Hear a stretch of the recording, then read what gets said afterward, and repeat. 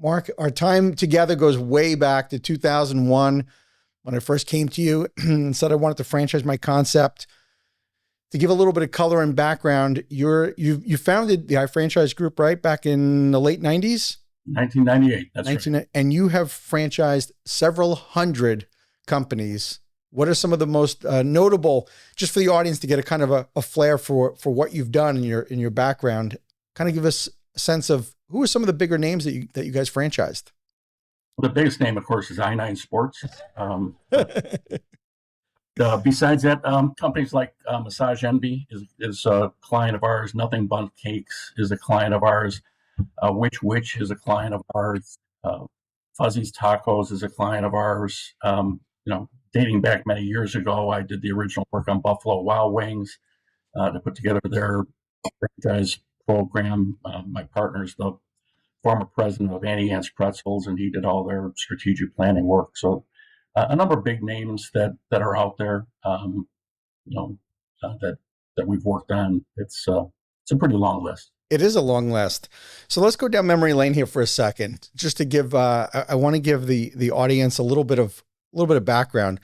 So, without naming names, I came to you in 2001. I had this idea for this franchise. I had been running my adult men's softball league in New York. I had been running flag football for kids in Tampa Bay. And I had this idea, like, I've got to try to expand my company as fast as I can before anybody else gets to do it. And I definitely had limited capital, but I knew that I needed some speed in growing my concept. And when I came to you in 2001 and shared with you sort of my company and what I wanted to do, give me, if you could remember, go back in time, I want you to kind of share what your thoughts were in terms of, like, when you talk to a company on, are they right to franchise? Because it's not just a personal decision, but you kind of go through a criteria on whether you think they should franchise. And let's talk a little bit about that.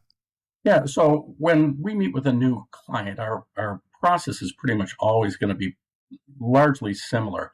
The first thing we want to do is make sure that they have a business that is franchisable, if that's actually a word, a business that will work both for the franchisor and for the franchisee and for the consumer. So that's the first step.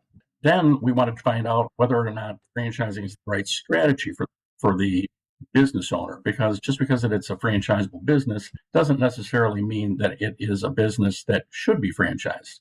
It may be that for a variety of reasons, franchising is not the right strategy. And that's when we start thinking about, that's when we start talking about processes, if it sort of meets those first two hurdles. And now when I going back to when you and I first met, I didn't have really systems and processes on how to teach somebody how to run the franchise itself. I had systems and processes on how to run the business as my own league. How does that differ? Because I think that's probably one of the issues that most new franchisors make, is they know how to run their business. They don't know how to help train and support and teach people how to run the business that they're franchising. Yeah, that's a very interesting point, because I think every successful business has good systems.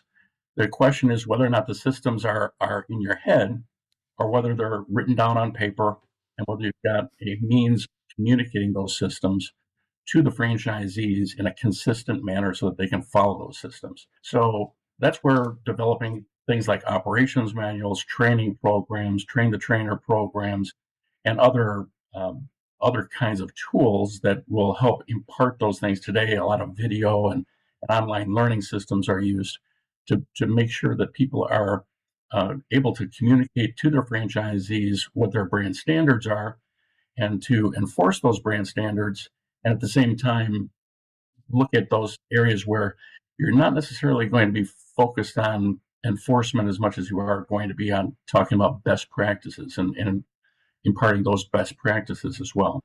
And we don't even know what best practices are as a new franchisor, right? We know how to run our business, but we have no idea. Well, I think you had a pretty good idea, Frank. It was when we talk about best practices, the reason why we distinguish between sort of best practice and brand standards is because when you're developing an operations manual, developing some of these systems for franchise companies, it's very important to distinguish between brand standards and best practices. And the reason why is because the brand standards are incorporated into the legal documents by reference. Franchisees have to follow the brand standards or they could lose their franchise. So in the franchise contract, it's going to say that you must follow those standards that are set in the franchise agreement. Now, those might be, in the case of a food service, it might be what the recipes are. In the case of a sports team-oriented franchise, it might be some of the marketing mechanisms that you use. It might be the way that you communicate or the way that you organize teams. But it's going to be the things that make you who you are. At the same time, there are certain things that we don't want to be too dictatorial about in a franchise situation. And in particular, where we want to focus on these are our recommendations, but where we're not going to default you as a franchisor.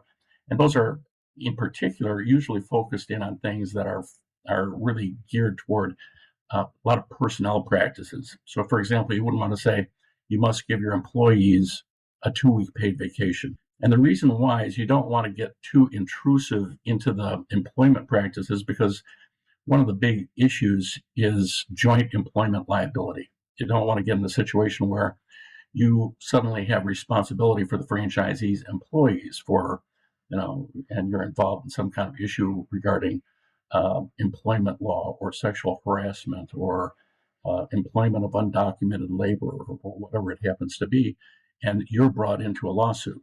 So you have to be very careful when you're crafting these documents to make sure that you're drawing a clear distinction between best practices and brand standards so that you maintain that independent contractor relationship between yourself and the franchisee. Sure. And that's part of the law of franchising, right? Is that arm length relationship you have with the franchisee, that you're allowing them to run their business the way they see fit, but you're operating within the system standards. I was only kind of half kidding that I didn't have our act together totally. We did have as you might recall, we had this thing called the countdown to game time, which was exactly what they needed to do every day for like 120 days leading up to them starting. Yep. But when you are starting out, there's so much wiggle room as a franchisor. You think you've got everything covered, and sometimes you don't. What about the space here in the as a new franchisor or this emerging franchise space? What do you think is the right kind of as a franchisee? If you're looking to invest in a franchise, what's a trait of somebody who would buy a franchise that's more emerging than mature? Because I kind of think it's a different type of person would look for something where they want to get in more on the ground floor versus something tried and true. What do you think? Well, I think you're absolutely right. And there have been some studies on this, and they found that about 40% of the buyers that are out there are looking for a brand name. They want something, that's the McDonald's or the Subway or that has a name recognition value. But that leaves another 60% that either are indifferent to the brand name or are looking for that brand new concept. And if you think about it, you take a look at almost any market that's out there, and you'll see that there are a number of sort of new concepts that keep on popping up year after year. One year it's the 1,000-degree pizza that's made to order with the fast broiled kind of pizza concept, and the next it's something else. But people are always the early adopters in there, and I think that part of what that is people have very different degrees of risk tolerance and various different expectations for return on investment. I actually wrote a different book on how to pick franchisees and called the Franchisee Handbook. And in that book, we talk about making sure that you understand sort of that risk return relationship when it comes to buying franchises. If you are buying something that's a little bit newer, you might expect a little bit higher rate of return. Whereas you're buying something that's more well-established, perhaps you're going to get a little bit lower return because you're not the first one in anymore. Sure. And also, I would say that people sometimes overlook, I think new franchisees might overlook the value of the leadership team that they're investing in, right? Because if you're a franchisee of a newer concept, you're probably going to be a little bit more involved have that hands-on or really have that personal relationship with the leadership team. So you're really buying into more than the concept. You're buying into the people. You're absolutely right. Well, I think that's true in any franchise, whether it's a newer franchise or an established franchise. And newer franchises, they will get a seat at the table much more so than an established franchisor. But you're always buying into the people. That's one of the big things you're selling as a franchisor. Yeah. So I want to transition to the one of the big challenges in franchising, and that is these franchisors trying to get to the elusive 100 units. There's a stat out there, I don't know how accurate it is, 84% of all franchisors don't get to 100 locations. I don't know if that's true or not, but even if it's not true, it's a high number. What do you think are some of the primary reasons why most franchisors just never get to 100 locations? Execution. It's primarily execution. Um, the there are sometimes it's the concept, and we do a pretty good job of screening concepts at the iFranchise group, but there are other franchisors out there that are not necessarily our clients that maybe are premature to take their concepts to the franchise world. But beyond concept, I think it's really execution. If you've got a good concept, it's really about making sure that your franchisees are successful and continuing to invest in your growth.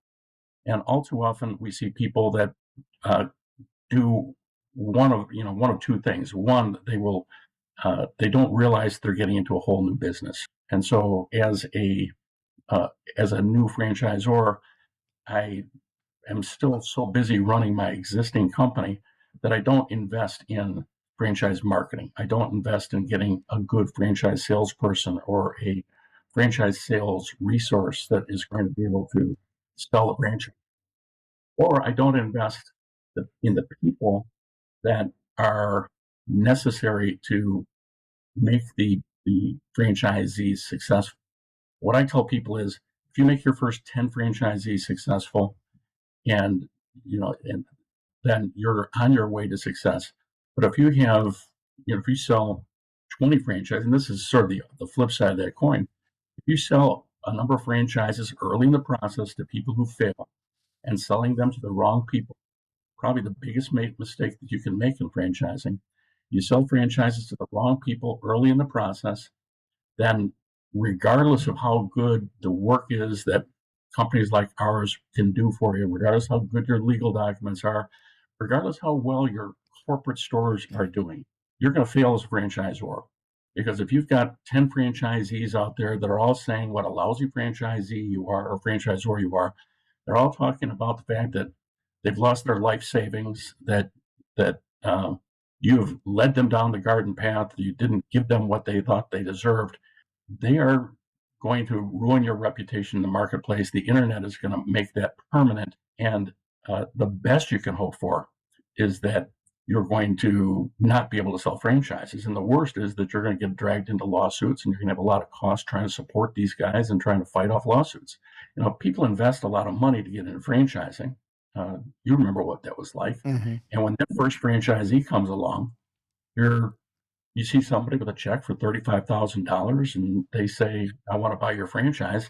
And the first instinct is, number one, I've been validated. Number two, boy, it sure be nice to get some money back on this franchise investment I made.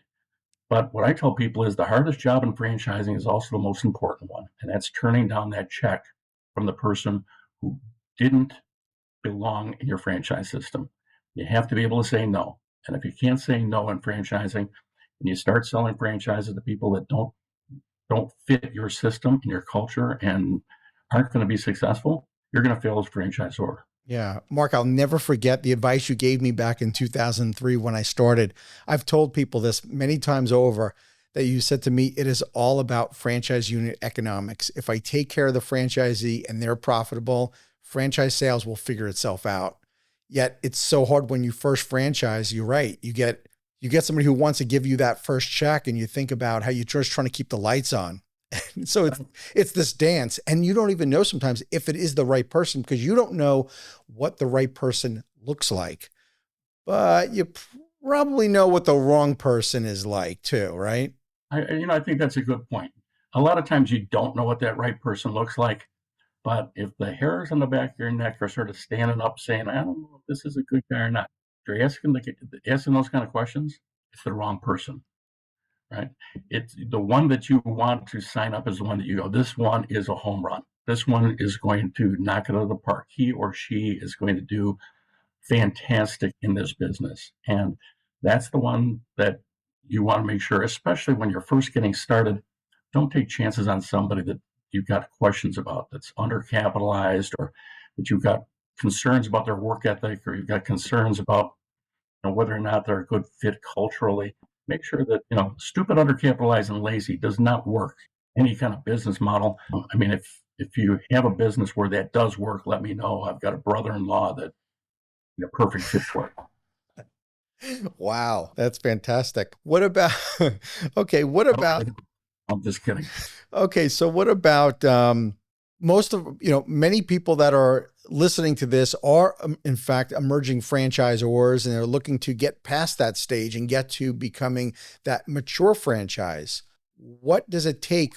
How do you get out of that emerging phase and become a mature concept? What are some of the criteria that you need to really get there? I don't know what I guess it's sort of hard to define what a mature franchisor is, but I guess a mature franchise to me is one that runs without the founder's involvement, where you've built an organization that runs on its own, as opposed to that sort of hand-to-mouth organization where, if you don't have franchise fees for 3 months in a row, you're not making payroll. You want to get to royalty self-sufficiency. That's the number one thing. And so to get to royalty self-sufficiency, what you want to do is you want to build the organization where you're hiring people underneath the cash flow that's generated by your royalties. If you are trying to be very aggressive with your growth, the risk that you run is that you hire people, you have to hire people in advance of the need. So if you're trying to sell a bunch of franchises very quickly, you have to have people in place to do the training. You have to have people in place to do the work in terms of unit build out. You have to have people in place to do the grand openings. You have to have people in place to do the ongoing support. Those people cost money. And if all you're getting is franchise fees and you don't get these units open fast enough, you're going to find yourself needing to sell those franchises. What you want to do is, in an ideal world, and it's not always an ideal world, sometimes you have to grow fast for various different reasons, but in an ideal world where you want to get to sort of that level of maturity, you want to make sure that the royalty stream is here and your cost is here. And if your cost is underneath that royalty stream, then you're going to find yourself in a situation where the business starts to run itself and you're not forced into making bad decisions in order to make payroll. And so what you do is you just hire as you sell franchises underneath, and it's sort of like a stair-step cost approach underneath your royalty flow. And if you can do that, then you can build an organization that is long-term and sustainable. Thank you for tuning into the Emerging Franchise Brands podcast. For additional insights, guest applications, and to stay connected, visit us at efbpodcast.com. The Emerging Franchise Brands podcast is for entertainment purposes only, and the views expressed do not necessarily represent those of Emerging Franchise Brands, its host Frank Fiume, or Emerging Franchise Group, LLC. Any discussed franchise or investment opportunity requires thorough investigation, obtaining proper disclosure documents, and expert consultation before making any investment decisions. The podcast and its host do not offer professional advice or endorsements, and they hold no responsibility for actions, representations, accuracy, or consequential damages related to the podcast content.